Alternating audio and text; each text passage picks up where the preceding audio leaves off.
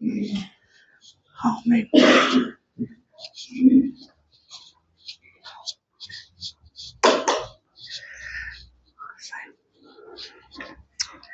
Hemelse Vader, Here, ons dankie Here vir u teenwoordigheid hier vanoggend, Here.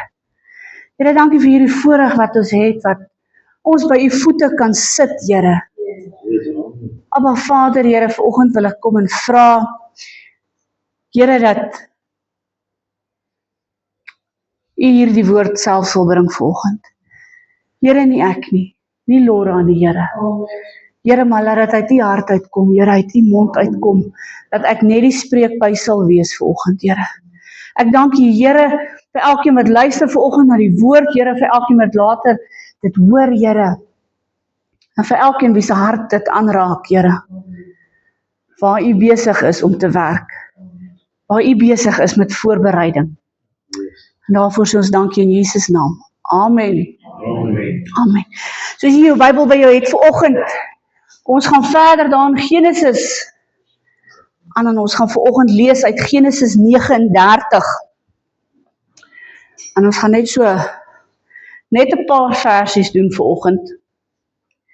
So ons lees Genesis 39 vanaf vers 1 af. En Josef is afgebring na Egipte en Potifar, hofdienaar van Farao, die owerste van 'n leiwag. Die Egiptiese man het hom uitgekoop uit die hand van Ismaeliete wat hom daarheen afgebring het. En die Here was met Josef, sodat hy 'n voorspoedige man was. En hy het in die huis van sy heer, die Egiptenaar, gebly. En toe sy heer sien dat die Here met hom was en dat die Here alles wat hy doen in sy hand voorspoedig maak, het Josef guns gevind in sy oë en hom gedien. En hy het hom aangestel oor sy huis en oor alles wat in sy besit was, aan hom gegee. En vandat hy hom aangestel het oor sy huis en oor alles wat in sy besit was, het die Here die huis van die Egiptenaar geseën ter wille van Josef. Ja, die seën van die Here was by alles wat syne was, in die huis en op die veld. En hy het alles wat syne was aan Josef oorgelaat, sodat hy met sy hulp van niks kennis geneem het nie, as net van die brood wat hy geëet het.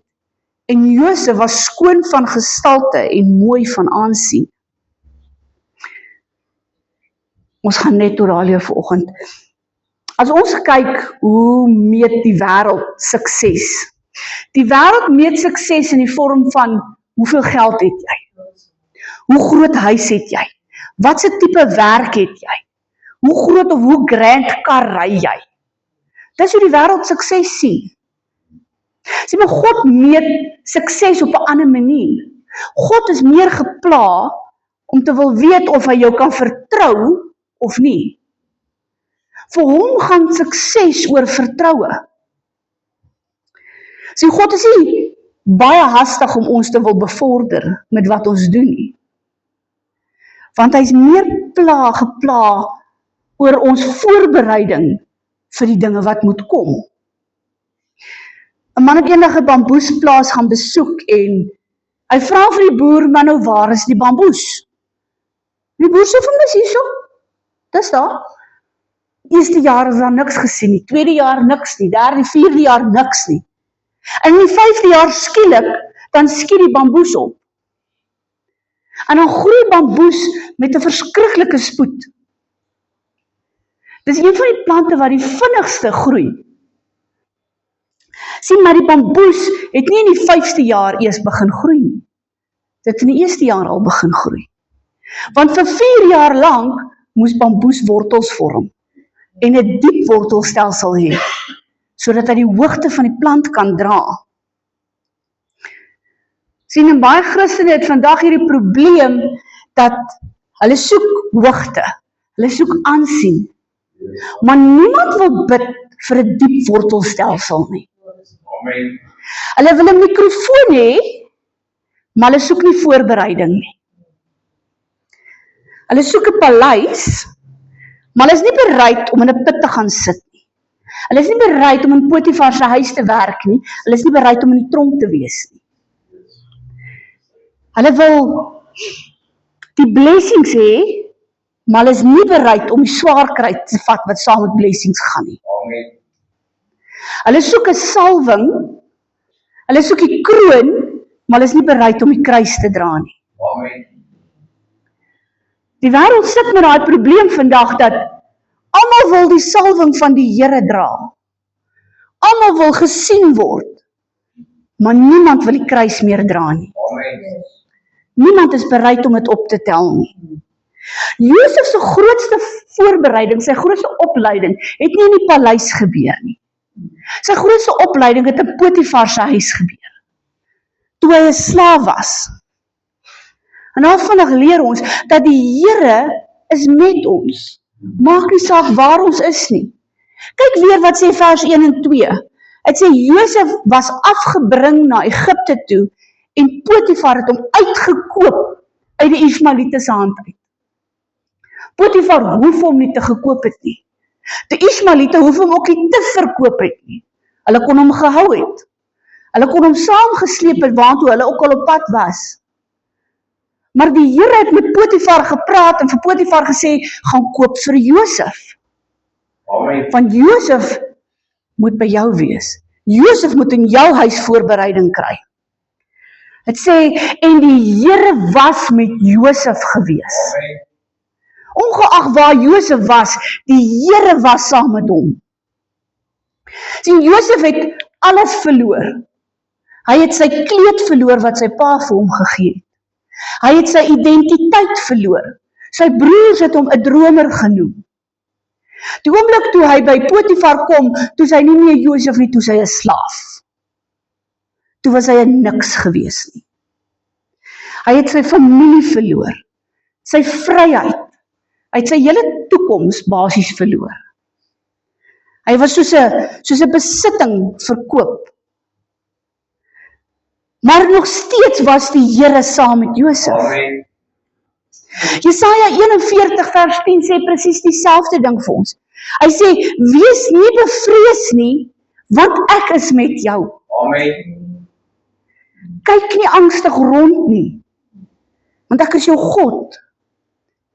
En ek versterk jou, en ek help jou en ondersteun jou. Sien, maak nie saak waar ons is nie, die Here sê, ek is met jou. En wanneer hy met ons is, dan is hy daar om ons te versterk, om ons te help, om ons te ondersteun. Amen. Sien, God se teenwoordigheid is nie afhangend van jou omstandighede nie. Die Here is nie gepla waar jy is, of hoe swaar dit met jou gaan, of hoe goed dit met jou gaan nie. As hy met jou is, dan is hy met jou. Amen. Psalm 23 het daar presies dieselfde geskryf. Hy het geskryf, al gaan ek deur 'n dal van doodskade wees, sal ek geen onheil vrees nie, want U is met my. Ongeag van hoe swaar dit gaan, die Here sal met my wees. God se teenwoordigheid sal altyd met ons wees. Amen. As jy 'n kind van die Here is, dan is die Here binne in jou. Jy kan nie van sy teenwoordigheid af weghardloop nie. Amen. Sien, God beloof nooit dat ons gaan nie deur 'n dal van doodskade weer gaan nie. Hy beloof nooit dat ons gaan nie in 'n put beland nie, of ons gaan nie in 'n tronk wees nie. Hy beloof nie dat ons gaan nooit swaar kry nie. Maar hy sê, ek sal met jou wees. Amen. Sien, maak nie saak as jy nou werkloos is nie, dan is die Here met jou. En of jy siek is, dan is die Here nog steeds met jou. Amen. En of jy deur finansiële moeilikheid gaan, die Here is daar. En of jy deur verwerping gaan, hy's nog steeds daar. Sien, die wêreld kyk en sien net die situasies waarin ons huidiglik is. Die wêreld kan nie dieper sien as die oppervlak nie. Hulle kan net dit sien wat in die oog is. Maar God kyk na dinge wat dieper is. God sien dat sy gees is in jou. God sien dat sy teenwoordig is met jou. Wanneer jy 'n bloedgewaste kind van die Here is, dan wanneer die Here na jou kyk, dan sien hy die bloed bo oor jou. Amen. Hy sien Jesus in jou. En die Here het die manier wat hy kom en hy doen 'n ding met ons en hy maak ons getrou. Amen. Voor hy ons kan verhoog, moet hy ons eers getrou maak. Voor die Here jou na 'n hoër plek toe vat, moet hy jou eers leer. Amen. In Genesis 39 daarvan in vers 3 af en vers 6 af het dit beskryf dat Josef het guns gehad in al die werk wat hy gedoen het, omdat die Here met hom was. Dis hoekom Potifar gegaan het en hy het hom gaan aanstel oor sy hele huishouding. Tot op daai punt toe wat Potifar het nie geworry wat gaan in sy huis aan nie. Alwaaroor hy bekommerd was die brood op sy tafel. Want hy het geweet sy huis is geseënd, omdat die Here is saam met Josef. Josef het begin as 'n gewone slaaf, nie 'n supervisor nie. Hy het begin as 'n skroplappietjie, as 'n straatveer, as die een wat die stalle moes skoonmaak en die stoepe moet was. Sien, hy het nie gekla oor wat hy moes doen nie. Nêrens lees ons dat Josef het gemurmureer oor die werk wat hy gedoen was nie. Amen. Ons lees dat Josef het gewerk. En omdat hy gewerk het en omdat God met hom was, was hy geseënd gewees. Amen. Sien, God kom nie en gee vir ons alles op een slag waarvoor ons vra nie. Stappie vir stappie, treukie vir treukie, kom die Here en hy gee vir ons dinge. En hy gee vir jou meer verantwoordelikheid. Amen. Ons het die manier waar ons wil bid en sê, Here, gee vir my 'n groter bediening. En dan kom die Here en hy vra vir jou, maar wat maak jy met die bediening wat jy nou het? Wat maak jy met dit wat ek nou vir jou gegee het? Of ons bid en sê, Here, gee dat ek meer invloed het op mense. Dat ek meer mense kan bereik. En dan kom die Here en hy sê vir jou, maar hoe behandel jy jou familie? Amen. Wat maak jy met jou kollegas? Hoe behandel jy hulle? Hoe beïnvloed jy hulle? Hoe beïnvloed jy die mense wat nie raak gesien word nie? Matteus 25 het die Here 'n ding gesê, hy sê, mooi so jou goeie en getroue dienaar. Oor weinig was jy getrou, Amen. en oor veel gaan ek jou aanstel. Amen. Hoe minder jy oor getrou was, jy was getrou oor die ou klein dingetjies. Nou mag jy baie kry. Sien, as ons nie kan getrou wees in die klein dingetjies wat die Here vir ons gee nie. As ons nie die bediening kan gebruik wat ons huidiglik het nie, hoekom moet die Here vir ons 'n groter bediening gee? Amen. As ons nie die mense wat in ons huis is kan beïnvloed nie, hoekom moet die Here mense oor ons pad bring om te beïnvloed? Dit is soos 'n konsertpianis. As jy gaan sit met die groot konserte, hierdie pianiste sit en hulle speel die verskriklike mooi musiek. En na die tyd dan staan die mense op en almal klap hande vir hom en hulle juig hom toe. Maar niemand sien die ure wat hy ingesit het om te oefen nie. Niemand sien die eelte wat op sy vingers is nie. Niemand sien die tye wat hy alleen agter daai klavier gesit het. Net hy en die Here alleen wat hy geoefen het nie. Sien, mense in die wêreld kom en ons vier mense wat op die verhoog is. Maar God vier voorbereiding. Amen. Want vir God is die voorbereiding baie meer belangriker as die pedestal waarop jy staan, as die verhoog waarop jy is. Sien, die woestyn het 'n manier dat die woestyn leer vir ons dinge wat die paleis nie kan doen nie. Sien, in Potifar se huis moes Josef goed soos administrasie gaan leer het. Hy moes goed soos finansiële bestuur gaan leer het. Leierskap, dissipline, verantwoordelikheid. Sy pa het dalk vir hom van die goed geleer toe as 'n jong seun was. Maar toe hy in Potifar se huis kom, toe was dit 'n ander saak gewees. Toe moes hy dit op 'n ander vlak leer. Sien, Josef het dalk gedink hy is net 'n slaaf in Potifar se huis. Maar die Here was besig om 'n onderkoning op te lei. Die Here was besig om iemand op te lei wat in 'n baie hoër posisie en 'n baie meer gesag moes gehad het. Amen. As hy nie in Potifar se huis was nie, sou hy nie in die paleis kon kom nie. Sien, God mors nie met ons wagtydperk nie. God mors nie met tye wat dit stil is nie. Tye wat vir ons voel so stilstand, is vir God opleidingstye. Amen. Dis leerskooltye. Voor 'n vlieënier gaan en agter 'n Boeing se controles gaan sit, moet hy vir ure lank eers op 'n simulator leer. En dan sit in 'n klein vliegtuigie en dan is dit in 'n groter vliegtuigie. Totdat hy gereed is om in 'n groot vliegtuig te sit. Want hulle weet, as hy in die groot vliegtuig is en hy is agter daai kontrole en daar's 'n storm in die lug, dan is daar nie tyd om te leer nie. Dan moet hy weet wat om te doen. Die Here gebruik dinge wat jy ons nou deurgaan, om ons te leer vir iets wat dalk oor 20 jaar eers oor jou pad mag kom. Amen. Die Here gebruik situasies waarin ons nou is, om jou te leer vir 'n storm wat in die toekoms dalk mag opkom. Amen. Sien, en almal van ons het 'n Potifar huis. Jou Potifar huis is dalk jou werk, of is jou familie of jou kinders.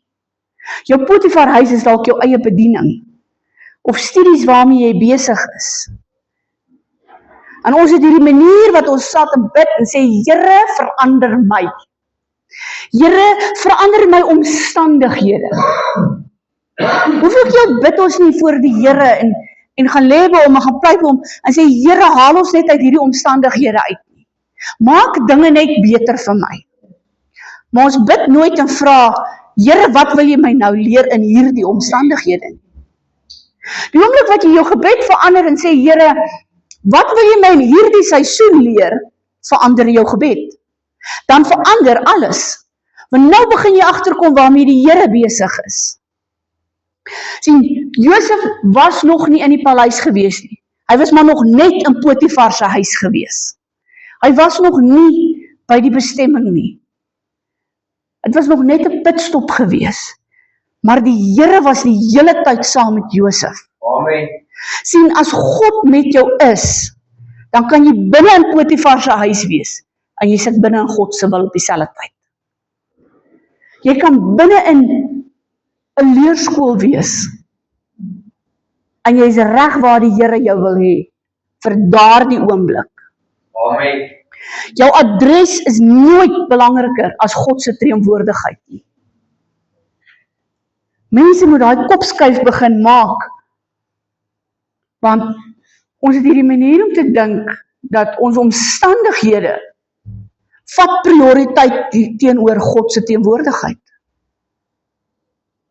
God se teenwoordigheid is soveel meer belangriker as enige iets wat in jou lewe aangaan.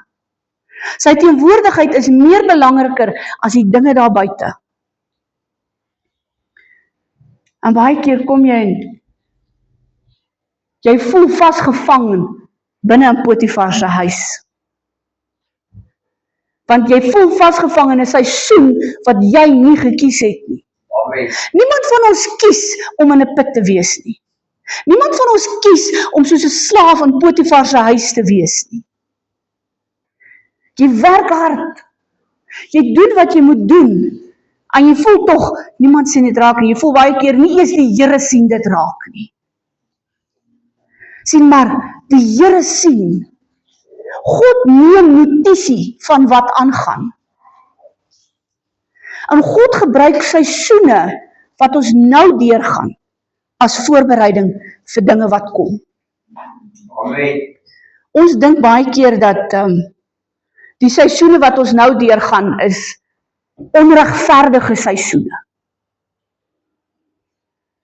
Ons dink baie keer, hoekom is dit dat mense wat nie die Here dien nie, geseënd is en voorspoedig is, maar ons wat die Here dien, moet swaar kry. En dan wil ons dinge begin bevraagteken.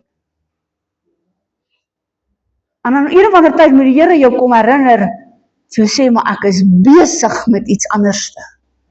Ek is besig met voorbereiding vir 'n ding waarvoor jy nog nie reg is nie. Die Here werk nie op die maniere wat ons wil voorskryf nie. Ons wil vir die Here sê hoe hy moet werk. en wat hy moet doen, en op watter tydlyn hy dit moet doen. Maar die Here werk nie so nie. Amen. Ek sien nou die dag 'n spotprent op Facebook. Die mannetjie, wat ek laasweek vir Marie gewys.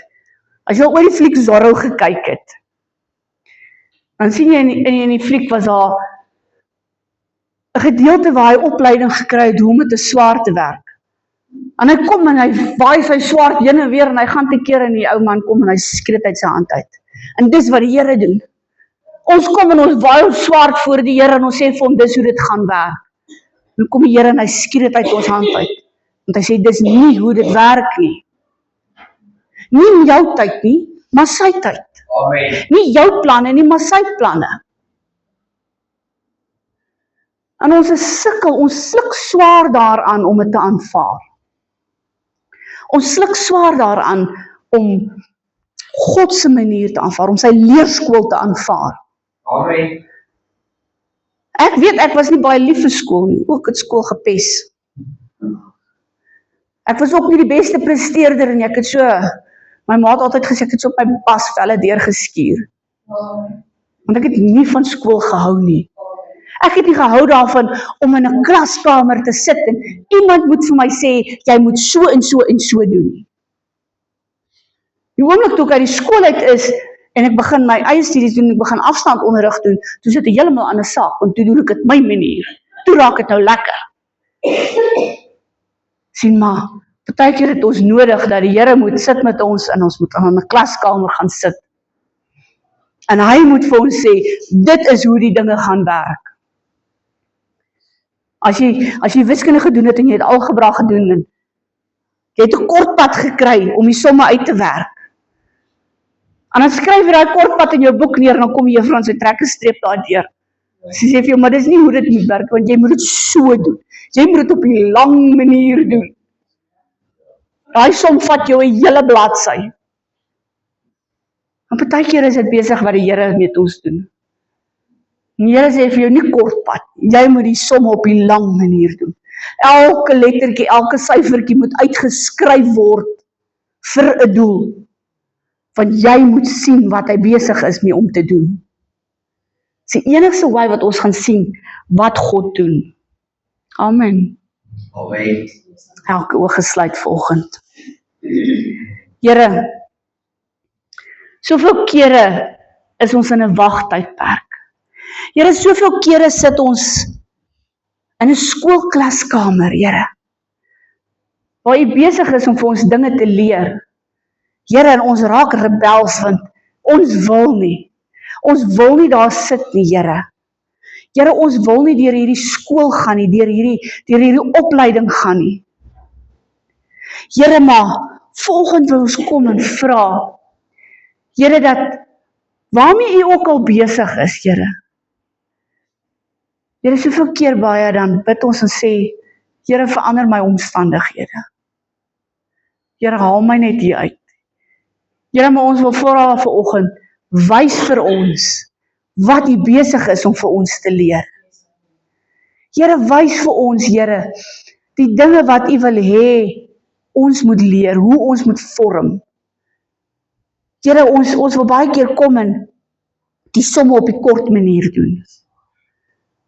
Here, maar wys vir ons hoe om daai somme op die regte manier, die lang manier te doen. Here, soos wat dit gedoen moet word, Here. Want elke stap, Here, is 'n stapie waar U vir ons wys hoe groot U is. Elke stap is 'n stap wat U vir ons U heerlikheid wys. U genade. Here, U liefde. Here, en hoe meer ons deur hierdie leerskool gaan, Here, hoe langer ons in Potifar se huis sit, hoe langer is U besig om vir ons te leer en ons voor te berei vir groter en beter dinge wat kom.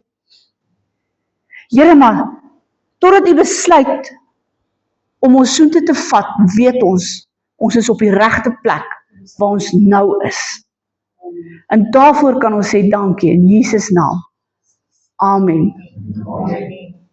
Nou sommer net so 'n lusmakertjie vir volgende week. Volgende week gaan jy sien dat Josef het alles reg gedoen.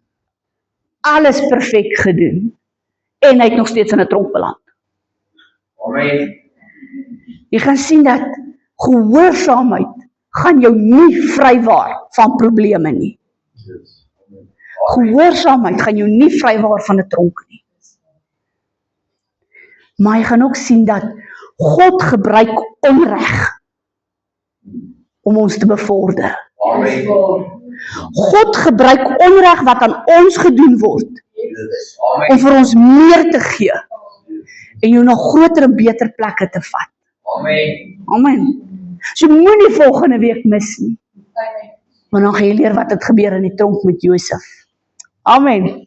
Amen.